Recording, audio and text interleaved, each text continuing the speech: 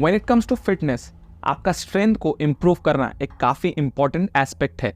अगर आप strength training नहीं करते तो आपको ब्रेथ टेकिंग डिसऑर्डर्स हो सकता है, जिससे आप अपने फैमिली के ऊपर एक बोझ बन सकते हो। बट अगर आप इस वीडियो को पूरा एंड तक देखते हो तो आपको सब समझ में आ जाएगा कि आपको क्या करना चाहिए, क्या नहीं करना चाहिए। नाउ हर कोई जो जिम जाता है, मतलब वेट उठाता है, they will get physically stronger. But हम लोग एक बहुत बड़ा गलती कर रहे हैं यहाँ पे, वो है हमारा जो वर्कआउट है वो हाइपरट्रॉफी डोमिनेटिंग मूवमेंट से भरा हुआ है। But what we should do is 20% of our exercise selection should be based on improving your functional strength. उसके बाद जो 80% ऑफ द मूवमेंट है आप हाइपरट्रॉफी डोमिनेटिंग मूवमेंट रख सकते हो।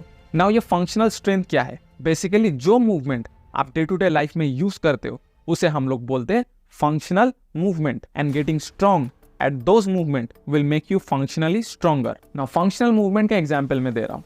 सिटिंग एंड स्टैंडिंग, ये एक फंक्शनल मूवमेंट है जो कि हम लोग डे टू डे लाइफ में करते हैं। Picking an heavy object from the floor, ये भी एक फंक्शनल मूवमेंट है। पुशिंग ऑब्जेक्ट ओवरहेड, ये भी एक फंक्शनल मूवमेंट है। The way we push an object, the way we pull an object, ये सारा फंक्शनल मूवमेंट्स में आता है। तो अगर आप इन सारे मूवमेंट में स्ट्रांग होगे तो आपको बोला जाएगा you are functionally strong. Now हमें क्यों फंक्शनली स्ट्रांग होना चाहिए? हमें फंक्शनली इसलिए स्ट्रांग होना चाहिए क्योंकि इससे आपका क्वालिटी ऑफ लाइफ बेटर हो जाता है। आपका body effortlessly day to day life का जो टास्क है वो पूरा कर सकता है।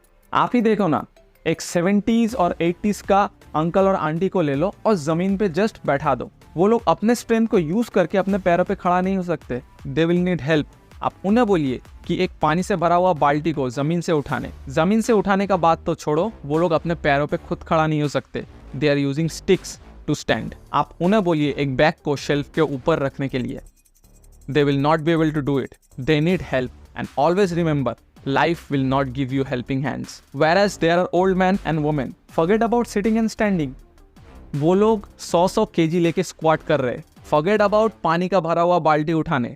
They are doing heavy deadlifts जो शायद हम और आप ना कर पाए। और इन लोगों को किसी का हेल्प का जरूरत नहीं to do their day to day life activities. ये लोग खुद अपने दम पे अपना काम कर सकते हैं। तो आप चूज करिए आप किस साइड में होना चाहते हो। नाउ ऐसा नहीं कि हाइपरट्रॉफी बेस्ड एक्सरसाइज आपको फंक्शनल मूवमेंट में हेल्प नहीं करेगा, ऑब्वियसली करेगा, बट नॉट लाइक दोज जो लोग खुद फंक्शनल मूवमेंट को ट्रेन कर रहे हैं। नाउ कौन सा एक्सरसाइज करना चाहिए to be functionally strong? Now sitting and standing is a functional movement. आपको क्या लगता है कौन सा exercise direct carry over effect डालेगा?